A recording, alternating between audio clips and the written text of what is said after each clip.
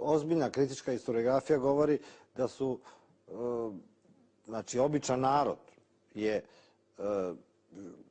živeo snošljivije pod Turcima nego pod svojim srpskim srednjovekovnim velikašima.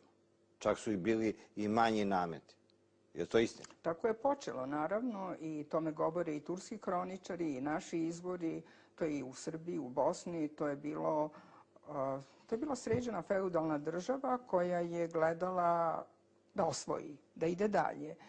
I cenila je narod, za razliku od današnjeg vremena kad je čovjek višak, kada ima malo radnih mesta, a mnogo ljudi, čovjek je bio tada dragocenost.